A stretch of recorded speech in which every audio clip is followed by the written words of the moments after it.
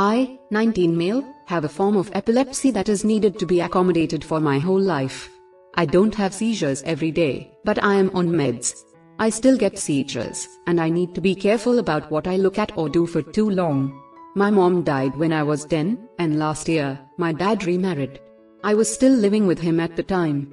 However, a couple of weeks after the wedding, his wife went into my study space, and she broke a photo of my mom in a glass figurine that my mom used to own while cleaning. She apologized for the photo, but brushed off the figurine even though she knew what it was, and she did it because she thought it was ugly. I asked her why she got in there in the first place. She had to go through my room to get the study space, and she told me she was cleaning and wanted to do something nice. She told me accidents happen, and I asked her how she just happened to break a photo frame holding my mom's photo and a figurine my mom used to own. She told me I was reading too much into it and that I should be grateful she was willing to even look at anything that belonged to my mom. The fight got so bad that I decided to move out of my dad's house because I didn't trust her with anything of my mom's. I also didn't want to have her to act like she could just go into my room. Dad wanted me to calm down and let him find a replica of the figurine to make up for it. He also wanted to stay, but I told him I would not after her attitude about the figurine and what she said about being grateful. She'd look at that stuff. He worried a lot about me, but I moved in with my grandparents so I was safe and had other people there just in case, even though I don't actually need that.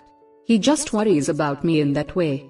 After the incident, I did not like my dad's wife, and I kept my distance from her, but he's confided in her about my condition and the stress. She was upset. I never talked to her about it, and she's tried to reach out.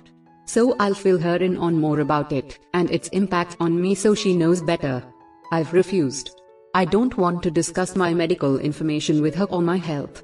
She said we're family and she needs to know what to look out for, and she said, I'll need to be around her again sometime or I'll lose Dad, so we should come together and I should let her care for me too. I didn't reply to several of her attempts, and the last time 4 days ago, I did reply and I told her she's not my parent, she's not my actual family. She's not a person I live with, and she's not my doctor, and none of that is her business. She told me I'm making life difficult and to think more of my dad who deserves to see us get along and be a family. She also said she deserves to know important stuff like this. Am I the idiot for not telling my dad's wife more about my medical condition and how it impacts me? Not the idiot. She went into your room and study space to snoop.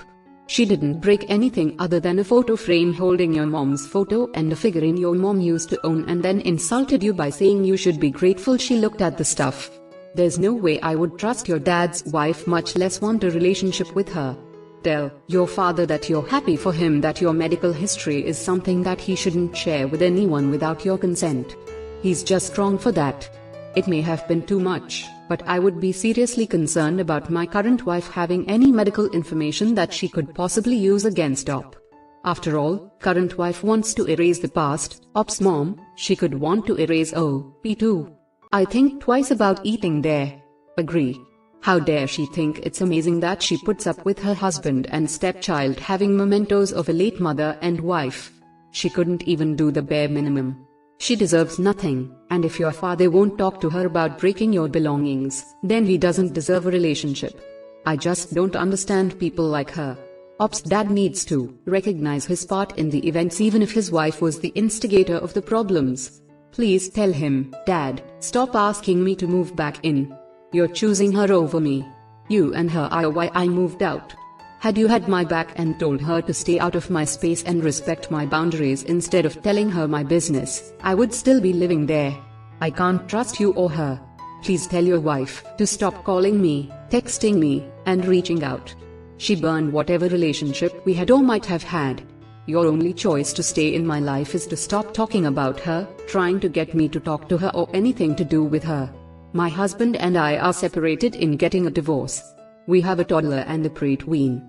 He owns his own business and told me he get home at 5:30 or 6 every night.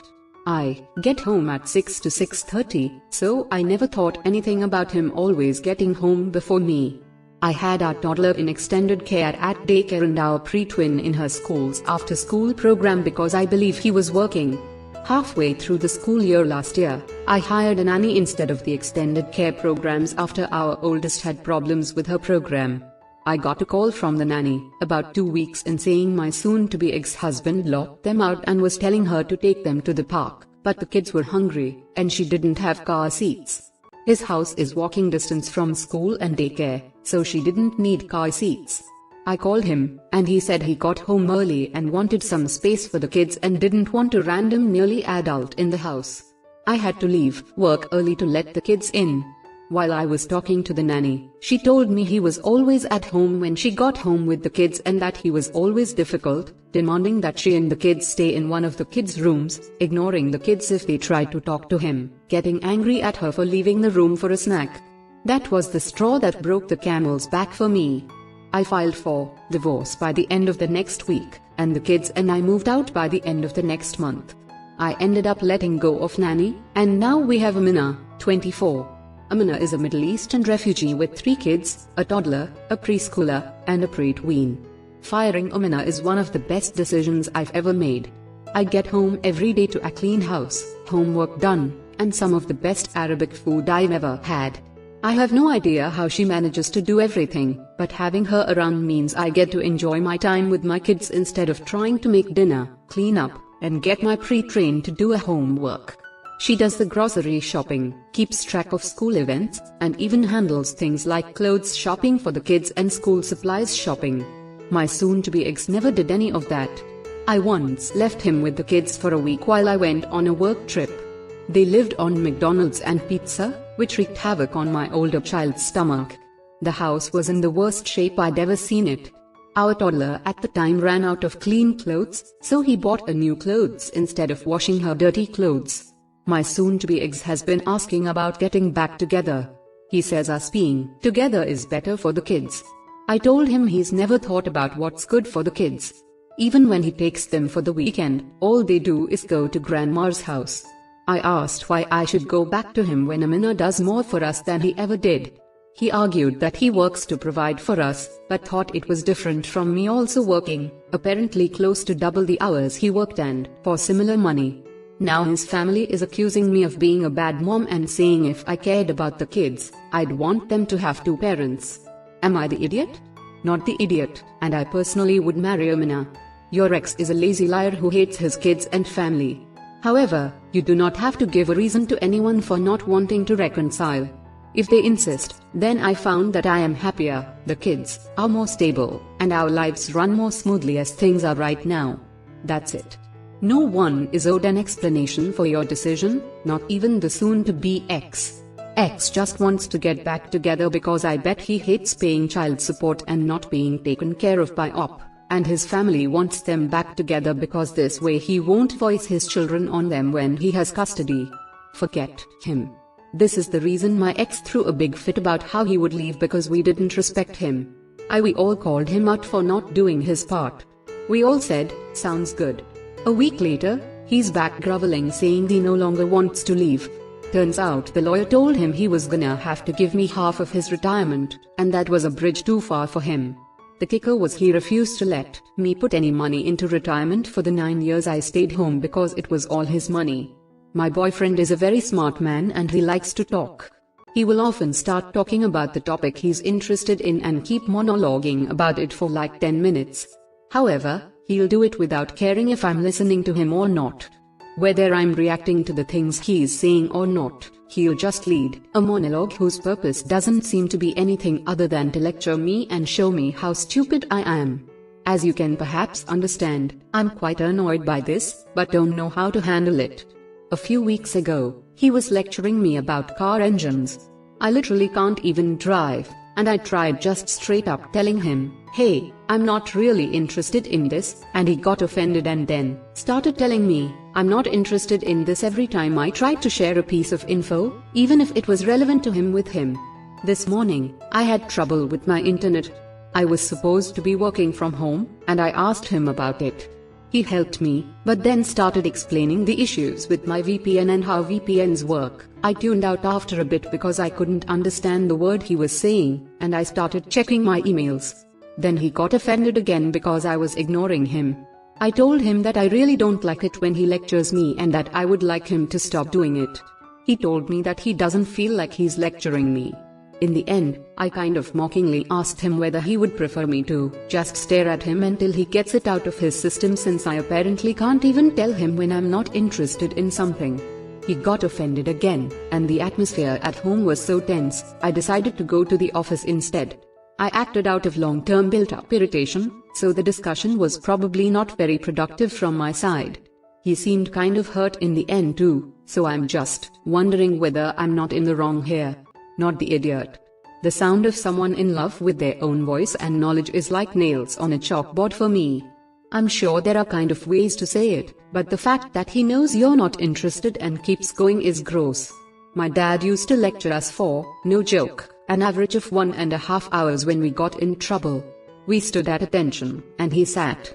He also gets hurt if another adult tells him they're not interested, but he becomes a bully if he thinks a kid thinks that way. Superiority isn't a good thing. You are the idiot here. I can't. No one likes to be lectured, but it seems you are literally asking for his help and advice about things, and then switching off once he starts explaining said things. There's a common trend here. Essentially, you're saying, I need XYZ fixing, but I don't give a crap about the details. Just fix it without doing too much talking. Stop asking your boyfriend for help if you specifically hate the way he helps by explaining things to you. Strongly disagree with this take. It's totally fine to set a boundary and tell someone you're not interested.